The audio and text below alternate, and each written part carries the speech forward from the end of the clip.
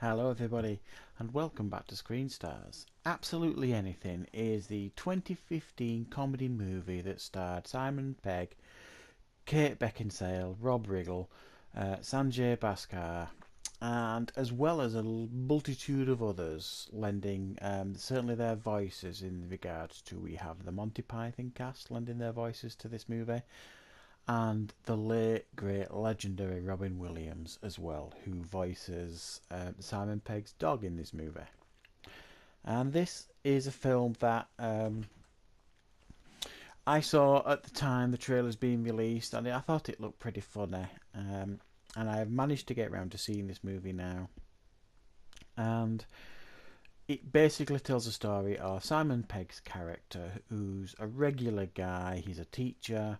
He's also an aspiring author, living a fairly humdrum life, and there is a council of alien beings that travel the cosmos and decide the fate of planets, whether they deserve to live or get blown, or the planets get blown up.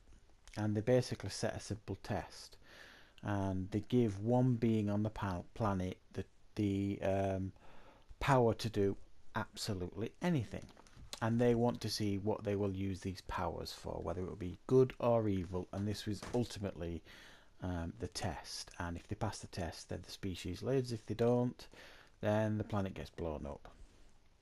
So Simon Pegg's character gets chosen at random.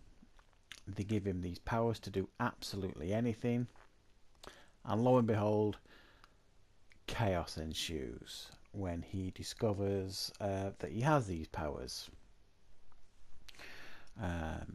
That is the general story that we get here. Now, if any of that sounds familiar, then you've obviously seen Bruce Almighty, the Jim Carrey movie, which, to be honest, it's unmistakable to make that connection, because they are very, very similar movies. This is like the UK version of Bruce Almighty. That's not to say that it's a bad movie, this one, but I do think it has its faults. I'm a big fan of Simon Pegg. I love his work. There's very, very few things I've seen of his that I've not enjoyed. Obviously, the Monty Python crew are legends, and it's Terry Jones directing this movie. It's the first movie he's directed in a long time. And the Monty Python cast give the voices to the aliens that are like above Earth, deciding the fate of us. So they're giving the voices to the aliens. So it has a very British feel to it, this movie. The comedy elements of it have a very, very British feel to it. That's undeniable. But I do think there are some misfires here. It kind of felt a little bit old-fashioned in the writing. I don't think they particularly presented women well in this movie. It's not something that I pick up massively on in movies. The damsel in distress thing and stuff like that in movies. I don't always pick up on that so much, but this kind of felt a little bit like a slap in the face. It was that obvious. Kate Beckinsale's character I don't think is particularly endearing for women. She's sitting around getting drunk and then sleeping with Simon Pegg's character, and she's constantly making mistakes with past relationships. And one woman in this movie is made to worship another character in the movie. We have Joanna Lumley, who makes basically a cameo in this movie, who plays this terrible female baddie. Very cliched. I just felt that women weren't particularly well written for in this movie. I didn't think the movie was belly laugh funny. I didn't think this movie was overly funny until Robin Williams turned up and started voicing the dog. He was bang on form, and he was hilarious. And this was his last movie, apparently.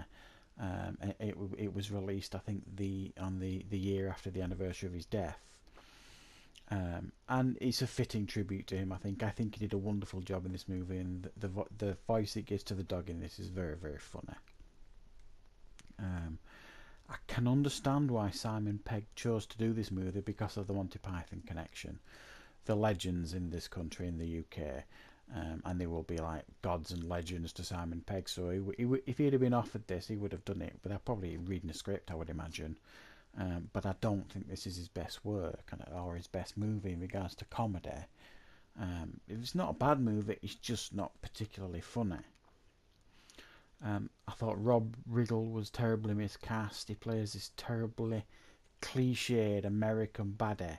And it seems like, and I don't know why this is the case, Americans, when they cast us, the Brits, in their movies, quite a lot with the baddies, yeah, but they kind of make us out to be intellectual and clever. Whenever any film is made in this country, quite a lot, if it's cast an American, they always make them out to be idiots and imbeciles, and they do it to Rob Riggle in this movie. You just want to smack him in the nose. And it was he was really, really annoying, his character, and I don't think it needed to be in this movie. I thought it was way over the top, and I don't think it was required.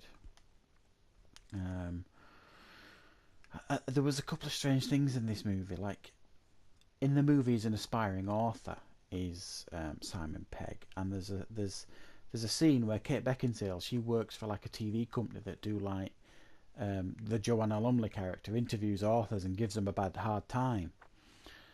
And I thought that was going to tie together. He was going to like get a book released at some point and go on this show, and he was going to either be made a fool of, or he was going to turn the tables and make a fool of the presenter. But it didn't pay off, and I just thought that was weird to have him as an author and have Kate Beckinsale work for a company that promotes books, or on TV and things like that, and they don't make any connection there. It seemed like a really missed opportunity and an odd choice on their part. So I thought they had a few missed opportunities there. I thought Simon Pegg's character, when he discovered that he had these powers, he constantly made annoying decisions that kind of got on your nerves a bit, because he was making decisions and like, oh no, I didn't mean it like that, sort of thing. Well, think about it. You would think about it a bit. I thought this movie was okay. It won't have you in stitches. It's very British humour, and there are parts of it that are fun and enjoyable, but by in no means is it a great comedy.